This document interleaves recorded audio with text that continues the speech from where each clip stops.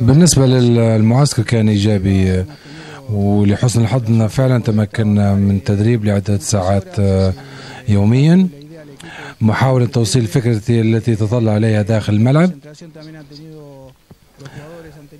أما بالنسبة للجانب الانضباطية كان ممتاز جدا، واللاعبين تصرفوا كما نرغب نحن. دائما ما كنا على رأس اللاعبين وأعطاهم النصائح لتحسين سلوكهم، ولذلك لتجنب المشاكل في البطولة. حقيقة أننا حققنا شيء إيجابي في هذا المعسكر. وبالنسبة للأيام المتبقية سنعمل على تحسين الفريق، سواء على صعيد التدريبات اليومية أو على صعيد تعايش لاعبين داخل الملعب. طبعا يوم الأحد القادم موعد المباراة الودية الثانية. أما المباراة الأمس فكانت مباراة إيجابية، حيث تمكن اللاعبين من تطبيق ما كنا نتدرب لأجله داخل الملعب.